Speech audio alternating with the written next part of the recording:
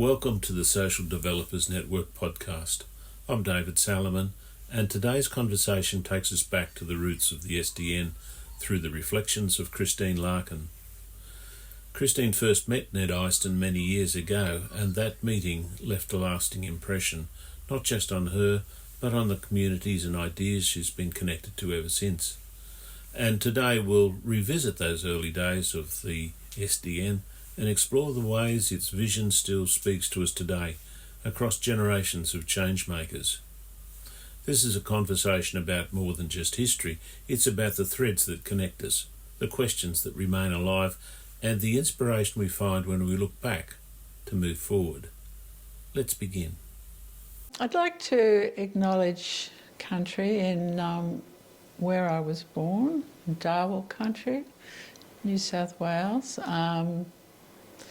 where I live in Ngunnawal and Ngambri country in the ACT, and here in Kaurna country in Adelaide. It's not something that we would have done right at the early days of social developers, so that's something that's different. For our viewers, can you tell us who you are, where are you at? I'm Christine Larkin, often known as Chris. I have been Christine Stuckey was my birth name, and I was Christine Hilbert, or Chris Hilbert, when I was married to John. I grew up in Camden, and then I went to Sydney when I went to university. I met John. He got a job offer in Canberra, which was too good to refuse, so I got dragged down, not very happily, from Sydney. I did social work course, and then started working as a social worker in Sydney at North Ryde with the children's unit, which was for kids who were emotionally disturbed, as we called it then, and their families. And then John and I went to London, and I worked there as a social worker, and he worked for the BBC. So after we came back, we hadn't been in our house long, and we had our first child, Dan, and then John got this job offer when Danny was just was a toddler. So we came down to Canberra. What attracted you to social work? Well, I was brought up in a devout Methodist family. Both my parents were concerned about other people. My mother's culture particularly, I think, that her father was a Methodist minister, and her mother was very much involved with that work as well, in that service. And the four girls were brought up Sunday school 4 times a day, church and Sunday school, very much into it. And Mum particularly influenced me as a role model, I think, as being more out there. Like Dad would always vote for the Menzies government. When I was a young adult, Mum was very concerned about the Vietnam War, and so she voted, and she gave out pamphlets for Gordon Barton. We were brought up to be good people. That doesn't mean that it was always calm in our home, and I think one of the other aspects of social work was that I think I was one of 4 kids, the third, and I think I ended up playing the role of being a bit of a mediator between my parents, because they were often in conflict in an arguing sense. There was never any violence or anything like that. When I was in primary school, probably only 8, I think, and we had a session on what would you like to be when you grow up? And I wanted to be a missionary in Papua New Guinea. And the kids around me had no idea what I was talking about. So I was aware of that cultural difference between school and my church community, I suppose, and how I may be a bit different from some of the other kids. I mean, Camden was pretty monocultural in many ways, but my mother, again, was somebody who befriended people from other cultures. She was understimulated, really, and a caring person. So she made really close friendships with a German Jewish refugee woman, a Japanese woman, a Pakistani Muslim woman. So there's three that just come to mind who were all very fond of her. And the Pakistani Muslim woman, Rizwana, is actually my age. My parents were very good at making friendships with people of different ages too. So yeah. Tell us about your first introduction to SDN. I had two kids, and they were 4.5 years apart, and when Alex was born, Sean and I had issues and we broke up for a while, and we got back together, and then we broke up when she was just a bit after she was 2. So I was a single parent, and I met Barbara Hicks. So she was my introduction to social developers. I met her through the AME school. So Barbara told me about SDN, and as we got to know each other, she thought it would suit me. And so in January '82, I went up to my first workshop with Barbara, and then in January '83 as well in Armidale. Yeah. So I had worked as a social worker, as I mentioned, and I think an important background to mention is that in Canberra, my first social work job was at the first women's refuge, Beryl Women's Refuge in Canberra, and it got established in '74, and I started working there in '75, I think. It was one of the early ones in Australia. Sydney was ahead. Yeah, so that was very exciting and stimulating, and it was a women's collective, feminist women's collective. So that reinforced my inclinations, you could say, towards feminism. And it also had processes of working in circles and working collaboratively and equally, volunteers and workers. Of course, that's the ideal. It doesn't mean that everything works out perfectly, but I'd come from that model.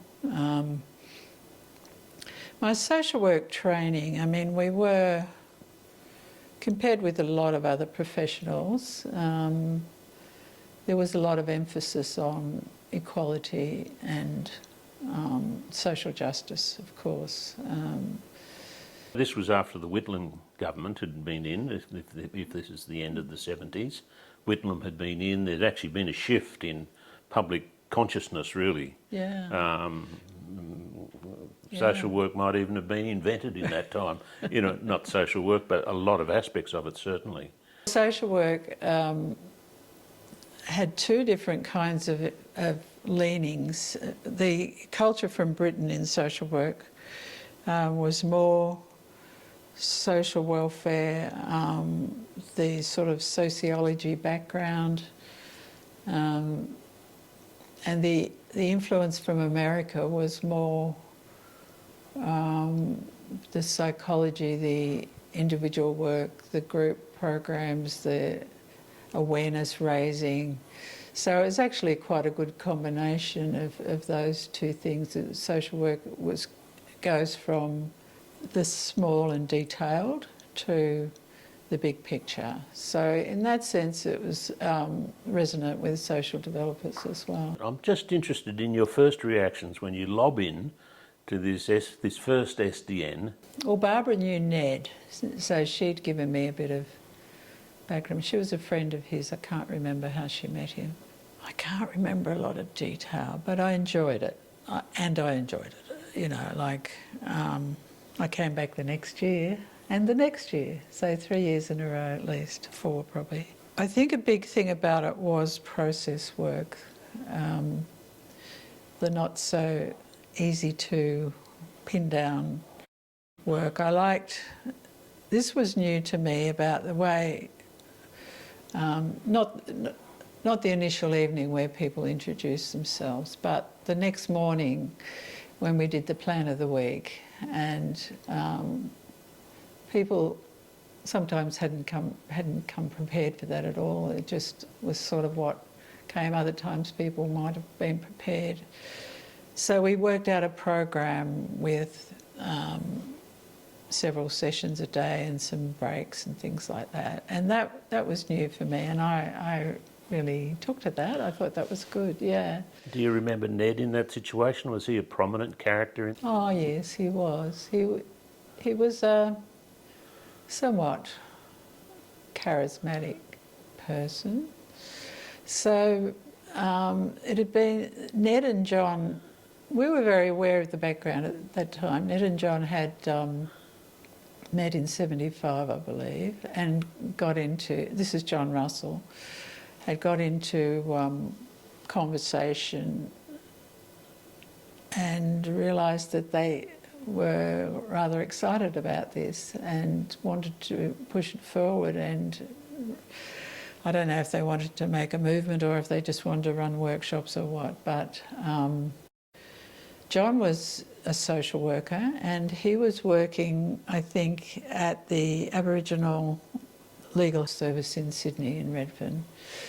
And Ned had friends who were Aboriginal people, which I didn't have at that time. I didn't know any Aboriginal people, which wasn't unusual, even though I'd come from a country town, but we'd really alienated them and pushed them back, and there was genocide there. Well, not there were killings there, which I didn't know about at the time. So I think I was impressed that Ned did have Aboriginal friends, and that he brought some to the workshops. There was a guy there who was a town planner, and he was interesting, but he was also fairly dominant. He'd talk a lot and not very aware of people around him, so of what was happening for them. So there was that sort of thing from the beginning, I suppose, of men. Ned would do it in a more, well, perhaps as time went on, in a more conciliatory way, but it was a real habit of his to talk quite a lot. So, yeah. But one of the things about the workshops from early on that was really important for me was that I felt safe, if not comfortable. I don't know that we were comfortable, but we were safe to explore the gender aspects of relating as equals. So Barbara was like that too, so, and Beth Basnet and Joan McCarthy. So these are people from early days that I remember. We didn't do it a lot, but we did it when we thought it was important. I noticed that you reference Esalen Institute in California in some of the stories you told. Actually, in my first social work job at North Ryde Psychiatric Clinic, there was a unit which was considered a therapeutic community, and that had been influenced by this kind of Esalen movement. So the psychiatrists were male psychiatrists, were attempting to be equals in that situation, which was, this is New South Wales health system. So that was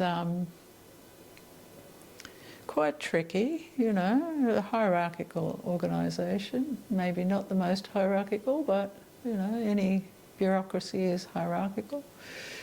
So that was interesting. I wasn't working directly there, but it was somewhat of an influence on us and our unit. And one of the guys, David, was an American, a psychologist, and I think he brought a bit of that kind of culture with him. And one of the guys there, Barry, was a gay man, so he was the first probably gay man that I knew well. So I was about 21 then. Yeah. You mentioned that you came back the next year and the one after that. What was it that brought you back? It was a time when I was a single parent by then, and I was isolated from my stimulating culture of work. So it gave me opportunity to be extended mentally and emotionally, and to have community in that way. And the difference, of course, see, in ACT Health, I largely worked with women. That was my major work area. I ended up working 19 years in ACT Health, in and out several times. And because of the work I was doing, because I was a social worker, but also working with nurses and physiotherapists and speech therapists, nearly all women, which I didn't mind. I mean, you could get a woman who was a boss who was pretty narky, but overall, you know, the women got on pretty well. Another thing about it was that it was people who I didn't normally know, say country people. Some of the people from the northern rivers of New South Wales, maybe a bit of a hippie background. I'd been aware of that and interested in that when I was younger, but I hadn't been involved. So there was Elspeth and there was John, I can't remember their last names. So Ned wasn't the typical country sort of person. That was resonating to some extent with my childhood. And yet Camden was, when I was growing up, was a cross-section of education and class, I suppose you'd say, but not a lot of really educated, highly educated people and stuff like that. You say it related to your upbringing. Oh, look, I'm a curious person, and I like to be challenged in thinking.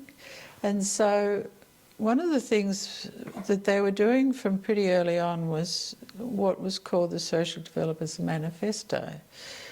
And it wouldn't have been based on communism so much as socialism, I think. I think there was a sense somehow that it was good to have a manifesto, or, you know, we were being bold. And so I wasn't involved in that. It would have been about 6 years later. But they were still working on it, so we'd work on it at workshops, and it was part of our process of who are we and what are we about, and so what are our values, what are the ways we work. So there were guidelines which are taken much more for granted recently and in the recent past, but were more important then to spell out things like confidentiality, what does that mean in that situation? Not talking over other people, not taking responsibility for other people. That's a bit of that Esalen kind of thing coming in. So that's really what we're summarised in the guidelines now, you might say. Well, I think that you did commit to the workshop. You came at the beginning and you were there for the sessions, unless you had a very good reason, and then later on lightened up a bit. And so, partly just because people did it, I think. Somebody would say, well, I'm going for a walk, and so the sky didn't fall in, so it sort of happened more. But I think it's a good principle that people were expected to be there more or less most of the sessions, because, you know, that gives continuity and they know what somebody else has done and they don't start reinventing the wheel or whatever. Yeah. It reminds me a little bit of the attitude that was behind some of the Esalen and other areas where, you know, the idea of no pain, no gain sort of thing was very strongly entrenched, whereas that dissipated a little after a while, and we thought, well, we don't have to go looking for the pain, I suppose. Yes. Oh, well, there was some really heavy stuff, wasn't there, going on with rebirthing and that sort of thing. We didn't get into that, but we got into some things that were, I suppose, mystical, and say Kath Ray from Armidale was into that, and and then it sort of slid to sort of creative rituals, that some of them we made up. Yeah, so some of the other places I went to workshops were Jindabyne and Guthiga in the Snowy Mountains, and Melbourne and Canberra. They're the ones I remember.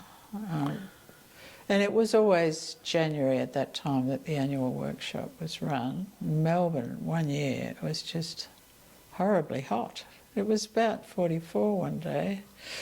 Yeah, but so up in Guthiga and Jindabyne was nice, yeah. I guess being the curious person that you are, part of the appeal would be just to see who was going to front up to the what they were going to do. Yeah, tell us about that. What I liked about the workshop, which I think is another value of the workshops, is that we like the continuity of the old friends and the core group and new people. So to get that balance, so it's more interesting, and you get people coming in who, some of them might have only come once. I remember there was a young Indian guy who did a workshop on how technology was really taking off in India, and I remember it wasn't something I'd been aware of before, so that must be going back quite a while. So he talked, I suppose, about how so many people, even if they were poor, they had phones and all that sort of thing. So yeah, not the people coming, but also what they were going to work on, and new things that I hadn't thought of before. Were there things where you could say, when such and such happened, things changed? Sort of inflection points for the group? For the group, I think up in Armidale, fairly early on after I started, there was a sort of fairly major conflict with Tiana, who was from somewhere in Eastern Europe. And she was challenging the group on cultural inappropriateness. It did get quite full on. So it was good to have her there and to be challenged. But it probably wasn't that good for her, I don't think. I think she just was never quite satisfied with how it resolved. So that was one. Did these things ripple through the group, or was it a matter of, well, this is the group, this is who we are, and people, it might have affected people that they took individual sort of responses to it? How was that dynamic working? I think it rippled through the group, but certainly for me it was a good challenge, to think about that. Yeah, I mean, she probably was directly challenging Ned. And I don't think it was so much about gender, which the rest of us were challenging some of the men on. I'll just say on that, to do with the men, that John Russell was different. He was a very emotional man, and still is. And so he'd do a workshop on some of his personal stuff, and he'd start crying. And I don't think I was aware of any men crying before that. Dad would get very emotional, but he wouldn't cry. He'd get angry and he'd get excited and happy. So this is part of this Methodist background thing, which is probably pretty similar to the Lutheran thing, And John had somewhat of an Irish Catholic background there, so yeah, that was good. And yeah, a caring person, a passionate person. So, and David and I went up in '84. Barbara was going to go, I think, and she rang me and said, she couldn't go. And I said, oh yeah, well, I'd still like to go. She said, well, David Purnell is going for his first time. you could go with him. And I had been aware of who David was. I'd met his wife, Catherine, through AME school, which was where Barbara worked. And I had met David. Somehow didn't know him very well. So we went up together in his car and, you know, we got on pretty well. That was a 10-hour drive. So we covered a lot of territory. What I remember, I hardly remember anything about what we covered except that his sister-in-law had just given birth to their second child, and David had been invited to be there at the birth, and he was telling me all about it, and it was all very exciting. And so I thought, oh, this is an interesting man. Yes, and maybe from a group that he came, family grouping, you know, they were interesting. So, yeah, so we came back together and, yeah, we started getting involved. So that was very exciting. So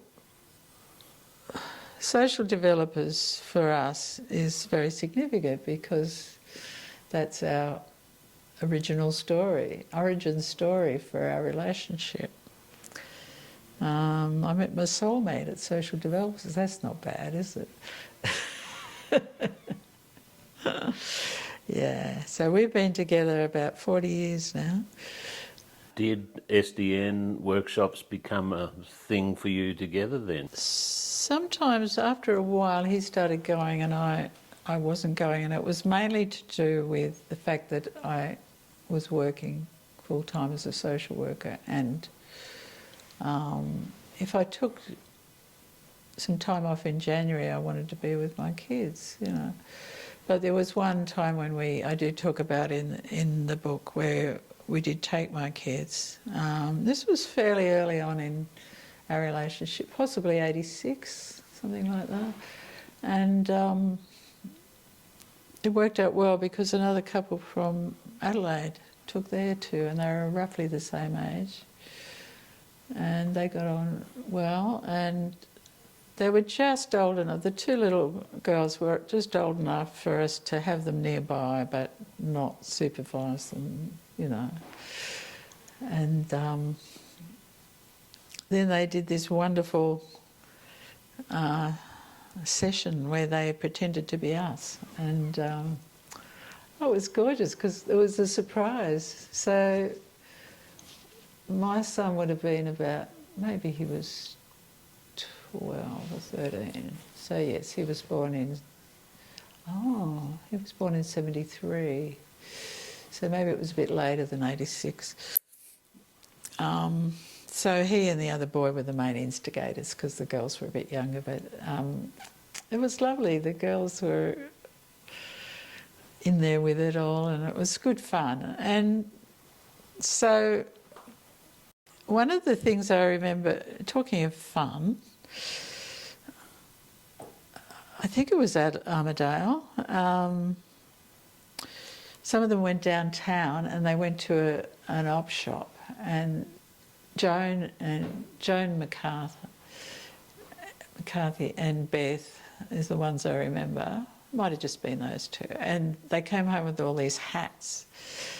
And so some of us who wanted to put the hats on for some of the workshops, just was sort of like, oh, okay, let's not take ourselves too seriously, we'll put the hats on, you know. So that was fun. And in fact, this shows how strongly that the social developers played in my relationship with David, because we had a ceremony of commitment 5 years after we got together, and we both wore hats. And my daughter and his youngest daughter wore hats as the sort of support people, and so that was him acknowledging gender equality, I suppose, because for me, hat meant, apart from a sun hat, a hat meant submissive woman in my church, and I had a fight with my mother when I was growing up, when I was probably 13 or 14, where I wasn't going to wear a hat to church. Imagine that. Yes, I remember the conversations going around as a kid, and it was about whether women would be permitted to wear, not to wear hats and gloves to church. Yeah, gloves. I'm interested in how you related to Ned. That might actually be more telling about Ned's character. Well, it wasn't just about Ned, it was about how others treated Ned. And I think it was mainly the men. And this still continues to today, where men talk about Ned, and the network's called NED, but people say Ned. So, as I say, he was a character who was very confident, come from a privileged background, intelligent. He was very close to his mother, and they got on well. Oh, look, there were things about Ned that I really liked. I was fond of Ned. He'd say things like, and this is the American influence more of some of the different traditions that we picked up on, you know. So this might have been transactional analysis, probably. Don't know. Sort of peeling the onion. So if he's leading somebody to move on, he'll say, "And who are you really? Who are you really are?" And then they'd say something and say, "Who are you really?" And so that was interesting to me. I was somebody and am somebody, I suppose, but not so much maybe. Who was a pretty serious and person. If you ask my kids, they'll say that I was pretty intense. So I like that sort of stuff. I know the word I'm trying to think of. Entitled. Yeah, he was an entitled man, as most men are. He took things in pretty good humour. While also feeling challenged by being challenged, and he found it hard to change. I suppose another thing is the language, how people, particularly men, used to use men, meaning people, that sort of thing, which grated on me a lot. So it was that as well. So he did that. Found it hard to change, understandably. But David Purnell was also a man who had come from a privileged background, as an oldest son of a family, pretty entitled. So he's had some of those challenges, but he has a much more open, soft, well, we have wondered over the years, if we got together earlier, what it would be like, and probably we would have had more gratings than we did when we got together when I was probably 34, I think, and he was 41. So that's a big difference. He'd already been married to Catherine for 22 years before he met me. So, how long did you continue attending SDNs then? I continued on and off over the years. I think the reason I'm finding it difficult to remember is that I think, like with a lot of these things, the early ones were the most significant for me because they offered more to me at that time. I mean, it was partly because I integrated a lot of it into myself and my practice, including with my family, whatever. So I didn't need it as much. Perhaps things were getting a bit less interesting. We had bigger workshops, I think, some of the earlier ones. They were longer and they were, sometimes we'd get maybe 18, 20 people, whereas in more recent years we've had fewer, which is not a reason for not going. I don't mind that. Yeah, I've been over the years, but it took a while to meet you, didn't it? You'd been coming a while before I was Yeah, there. it had been a few years. Quite a few significant things happened to me around when I was 40, which were good things. I started working in ACT Health for a new program, which was the Women's Health Service, and I was in an initial team of 4 of us, and I also got involved with the Sirens Women's Choir, which was an a cappella choir, yet another group of women, which I really enjoyed, you know, like that was beautiful, singing together. We'd go down to the coast to one of the people's cottages about every 6 months and really get to know each other a lot better. And they extended me in creative ways, which was always important for me, because even if social work counselling, which is the core of what I was doing, let's face it, is very creative, intuitive, sort of practice wisdom approach. However, I work in a bureaucracy and there are limitations in what you do.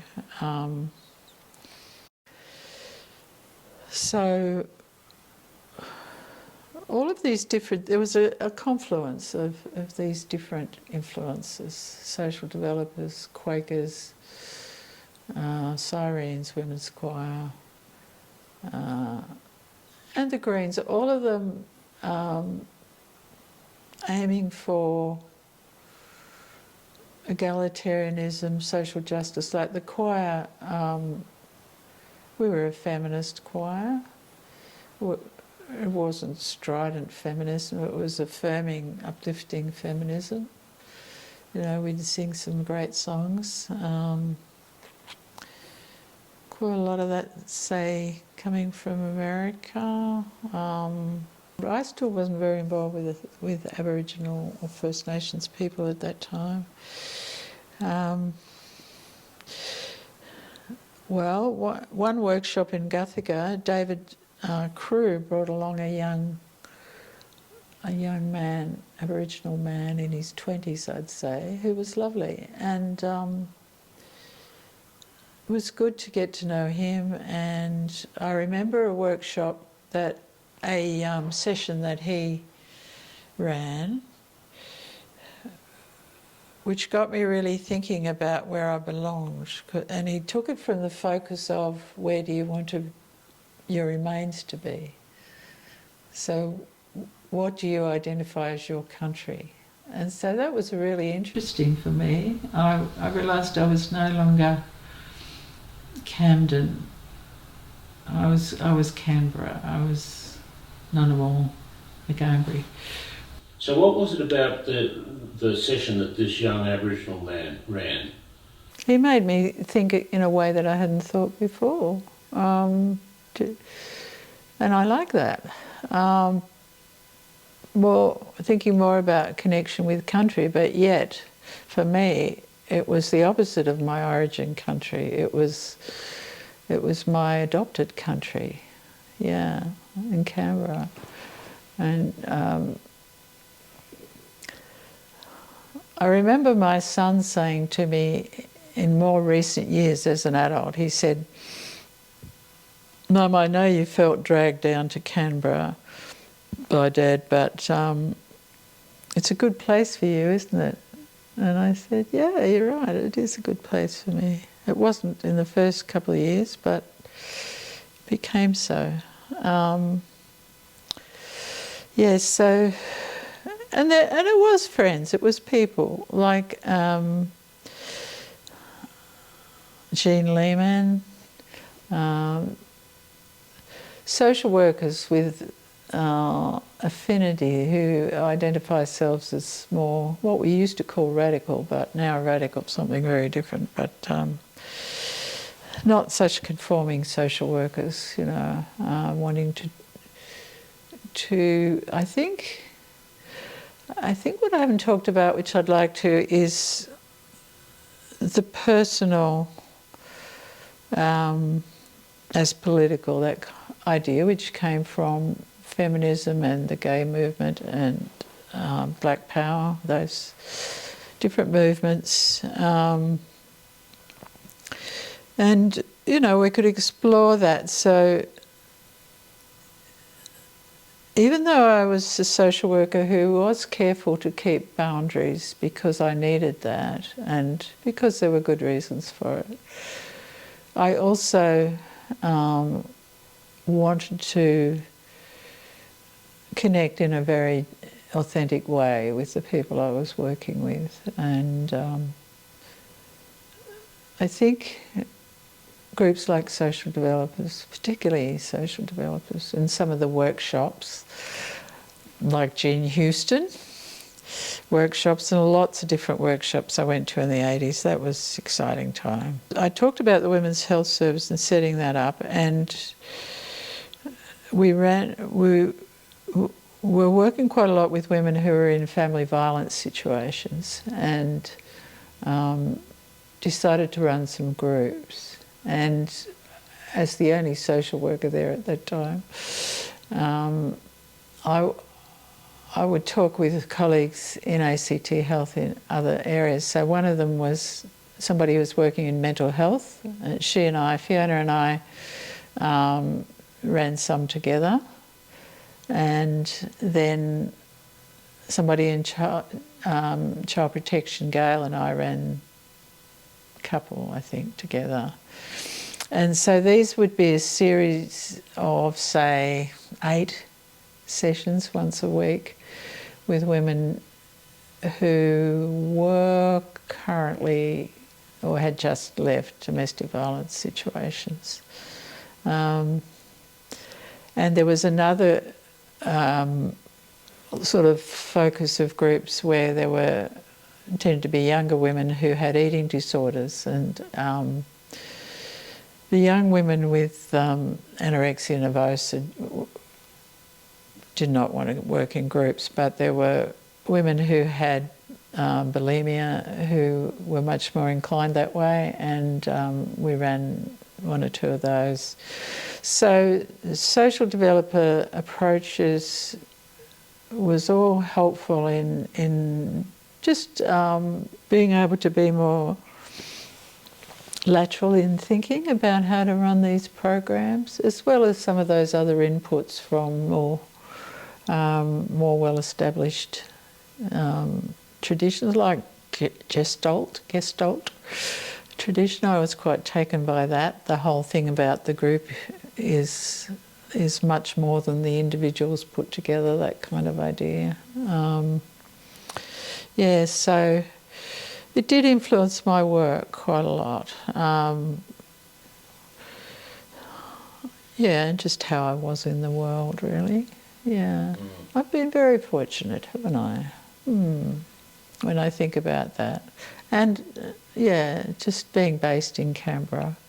I've been disappointed around the gender stuff in more recent workshops, David. I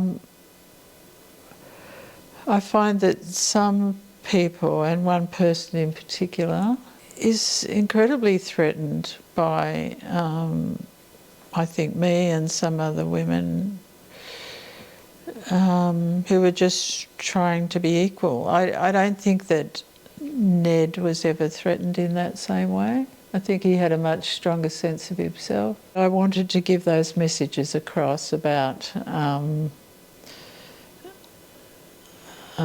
the importance of structural aspects, I suppose, that it is important to have a woman or 2 women or 3 women, or an Aboriginal or 2 Aboriginal people, somebody from a different culture, and that however well-intentioned that a group of 5 men might be, that it's that it's not going to be true to social developers, I think. No. And I've been talking a lot about how I've appreciated the creativity side, but there's another very strong side of me which believes in good process and good governance and that sort of thing. And the fact that there aren't clear ways about how the board has succession planning and just who's president and all that sort of thing. It's nothing about the individuals. I trust the individuals, but I just think that they should be more accountable. And this includes what's on the website. This is only a couple of years ago, I think. And I wrote to Mary, and she took it very seriously. She treated me with great respect and sent it to the board members, and they talked about it. So David comes home and he tells me, oh yes, well, we're talking more about this, but nothing seems to change. It's really funny. But anyway, there you go. I think an important thing that SDN could offer these days is space and time, because our culture is so much driven by busyness. Everybody's always too busy to do anything.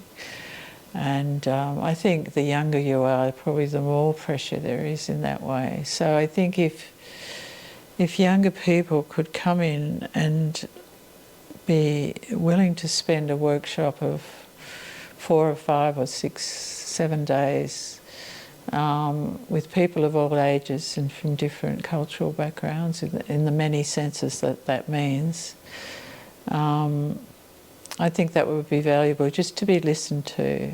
And I think it would probably be good for people to come with a friend, or know of being told that there'll be others of their age group or their identity, so that they can feel that they've got their own peer group as well as the wider group.